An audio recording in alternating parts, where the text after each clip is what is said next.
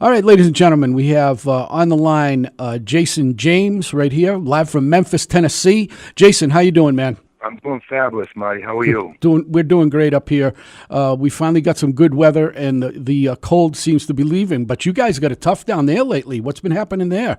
Not too bad. You know, it's just the winters are not too bad. Yeah.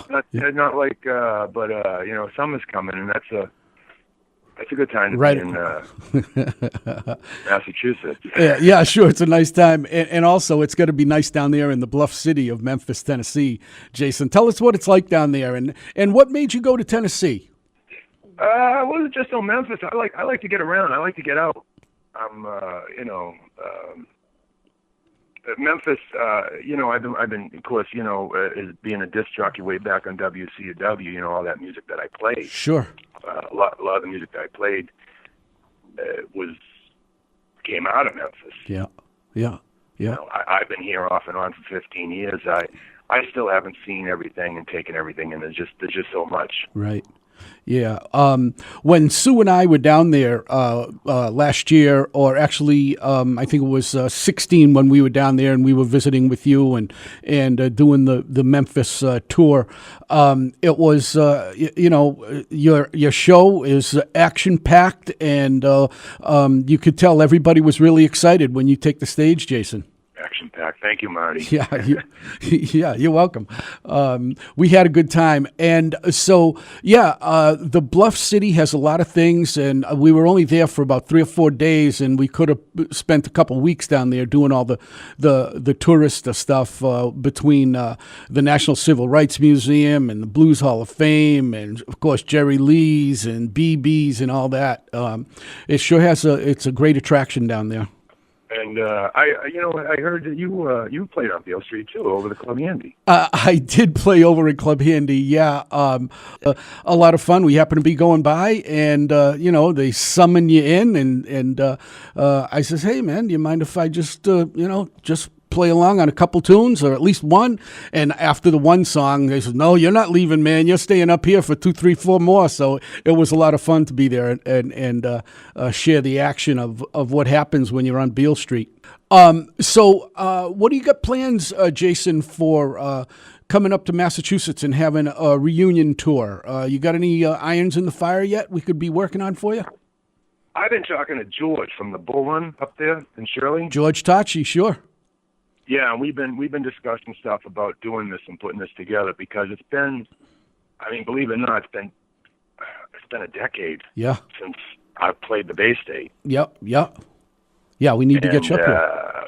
We want to put this together, and we thought that would be the best place. That's like so central of New England, and all our fans up there. And sure. We've been talking about this, so we're just getting the date right, because I keep pretty busy, and not just in Memphis, but been getting out pretty much all over the United States now. Yeah. I've seen some of your pictures from the West Coast. You've been out doing a lot of gigging out that way too. Yeah, I lived in I've been living in Los Angeles off and on, but I've been in Memphis probably about 2 years. But before that, I was living in LA for 2 years. Yeah. So I was playing out there. Yeah.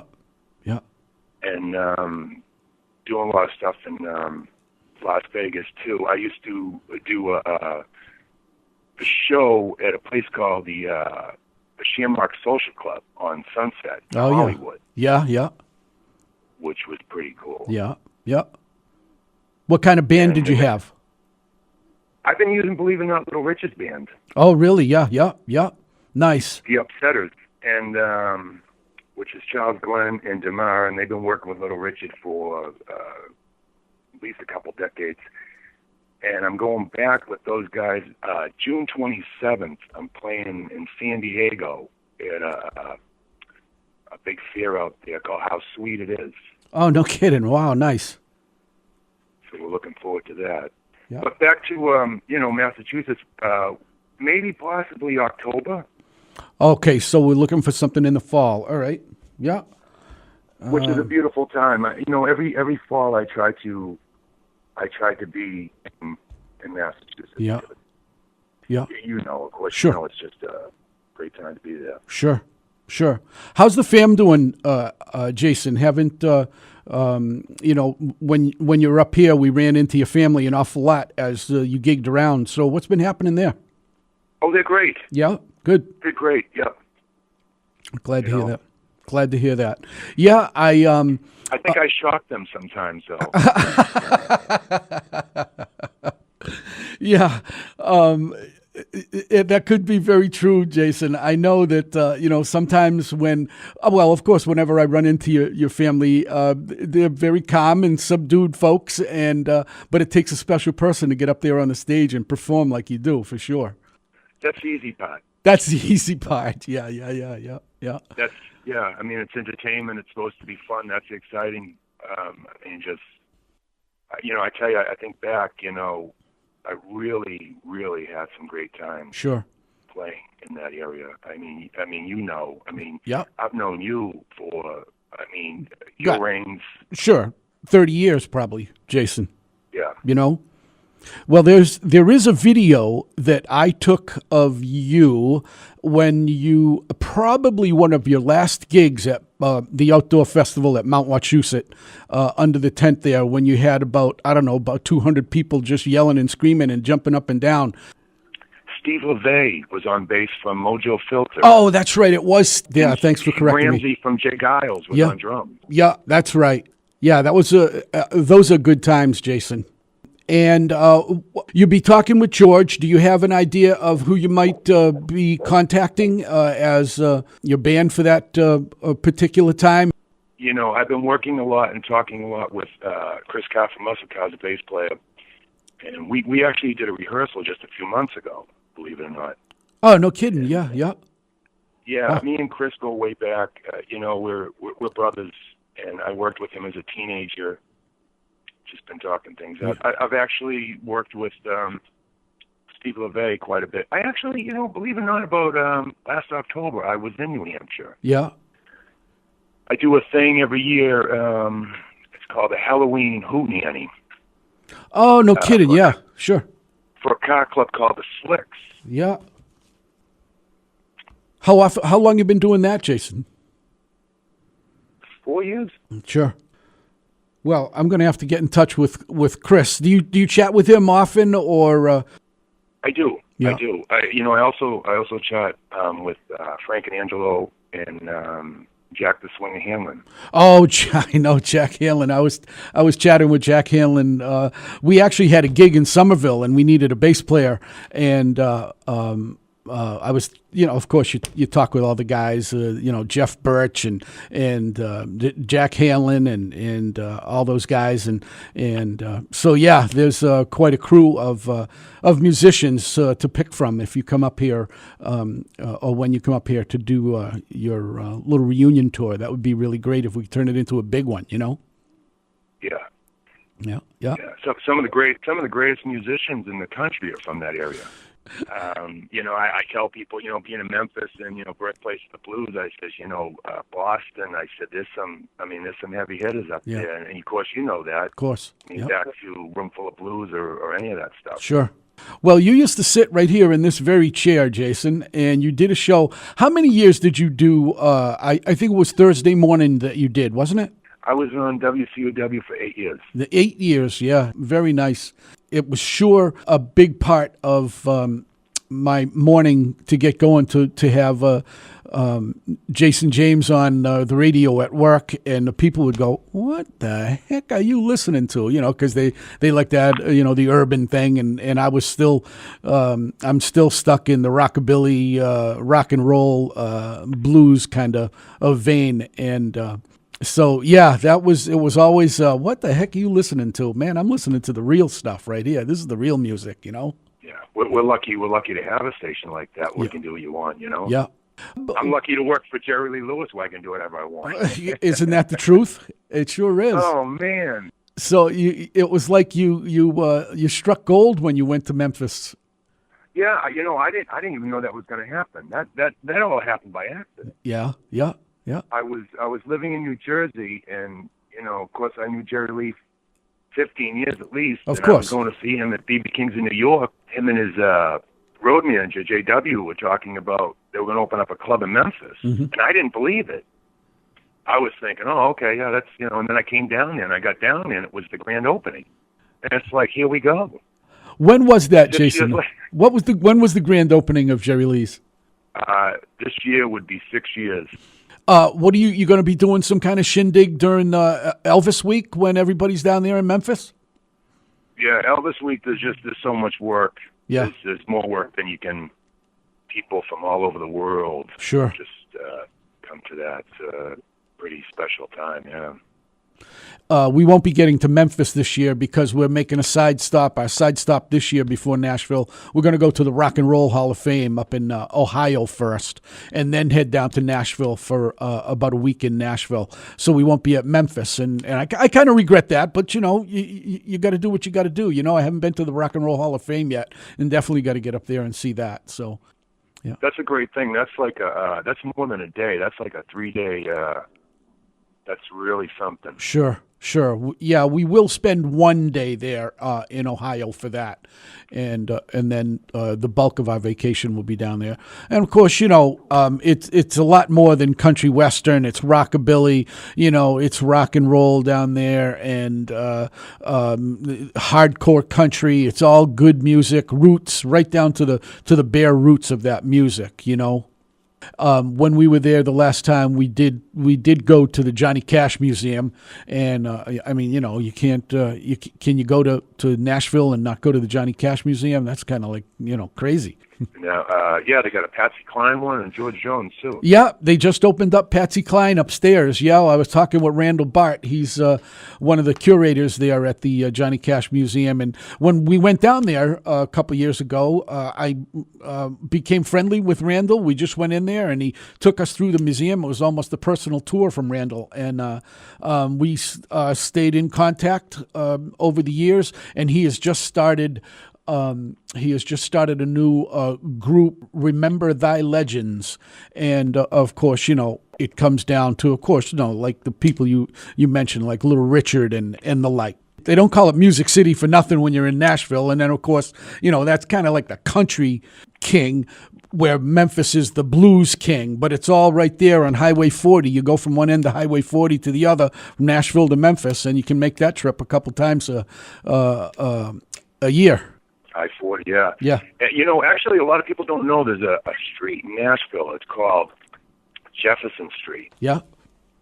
And that is the area where Jimi Hendrix played, and Ray Charles, and Little Richard. Sure.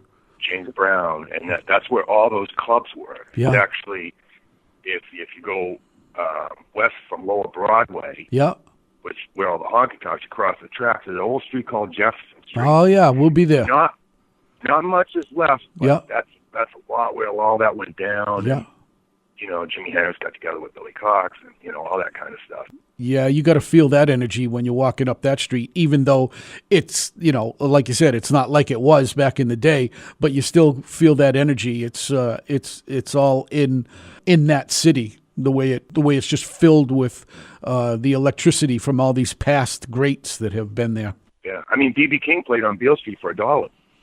Imagine. Can you imagine that? Robert Johnson got discovered playing in Beale Street Park.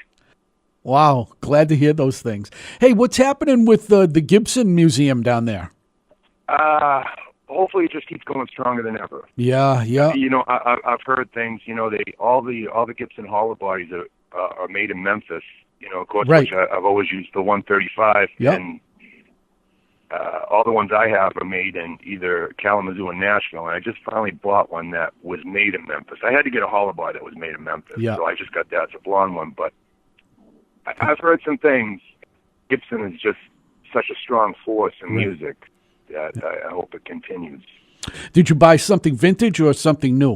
It was actually used. It's a very rare 135. It's a blonde one. Oh, okay, As far as I know, they only made them for 1 year. Yeah. And they made them in Memphis. But my amplification is all 60s, 60s Fender amps. That gives you that classic sound. Yeah, especially after it's been on for about 6 hours. That's when it gets real cranky. Yeah, you can feel the heat. And sure. the dust on the tubes or whatever, starts like, burning, and you can smell certain smells. Yeah, and it's just you're like, cooking the amp up. Nothing sounds like that. Yeah. Well, ladies and gentlemen, we're talking with Jason James here. Of course, you all know Jason James from back in the day here when Worcester was part of his life, and he did all the gigs around here. And you probably played every place in Worcester, right, Jason? Every sportsman's club, beer joint, honky tonk, street corner. I remember one Hell's Angels party that we went to over there off of Pleasant Street one time. Holy mackerel, that was a good time. They had the. That's right, you were there. I certainly was. You bet I was there, and had that hog on the spit. What, Newbury Street? Yeah, Newbury Street. Yes, and we were playing. The fireworks were going off. And Sure. They were just going. They weren't going. A few went up. Yeah. Most of them just went another direction. Yeah, that was one heck of a party out there off of Pleasant Street. Holy mackerel, yeah. But like I said, you've probably played every place here in Worcester, Jason, and everybody remembers you from those days with Dana Bernardi and the whole crew. I still play with Dana Bernardi every once in a while. He's and he was down there in Nashville. Dana went for a couple years. He resided in Nashville, and now he's back up here, and still going strong. I heard that. I never ran into him, though. Yeah. It's amazing how those things can happen when you're in a town and you've got a week or 10 days to do something, and you try to do everything, and then you find out after you left, you say, oh, man, I could have spent another 10 days there, Well, great. Jason, I want to thank you so much for taking the time out and chatting with us. There's a lot of folks up here in central Massachusetts that we certainly do miss you and the energy that you always bring to every gig that you ever did up here. And it's always been a pleasure. And even had a couple of occasions to play with you, Jason, and it was certainly a lot of fun to blow harp with you and just bring that energy out to the crowd.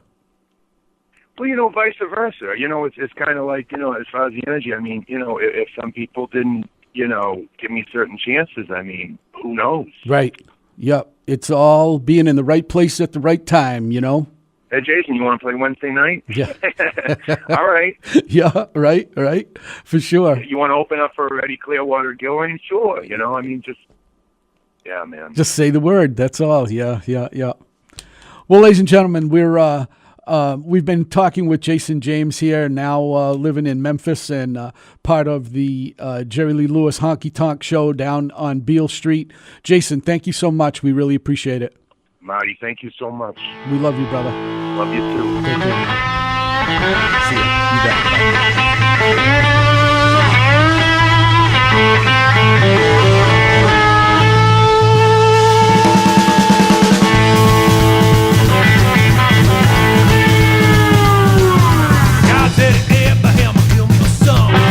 Said, man, you must be put me out. God said, no. Abe said, what? God said, you can do what you want, Abe, bub. Next time I see me coming, you better run.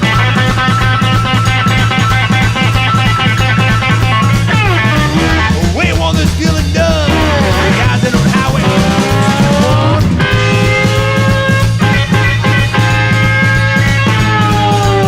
Georgia Sammy had a bloody nose. Welfare department wouldn't give him no clothes.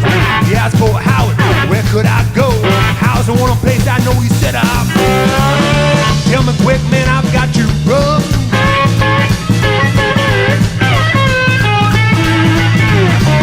Howard just pointed with his gun, he said, now wait on the highway up.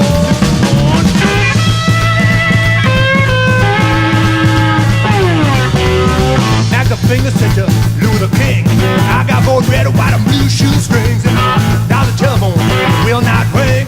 Do you know how I get rid of these things? He said, let me think for a minute, son.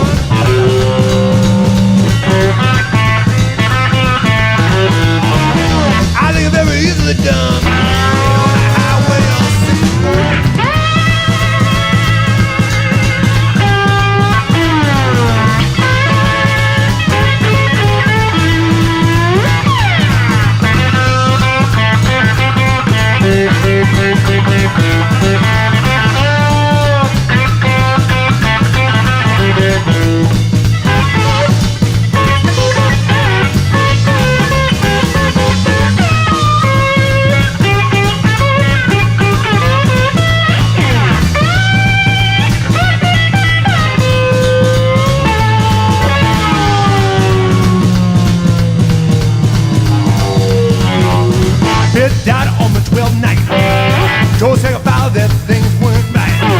complexion said was much too wild. Come here, sniffing light, he said, you're right, let me tell you something.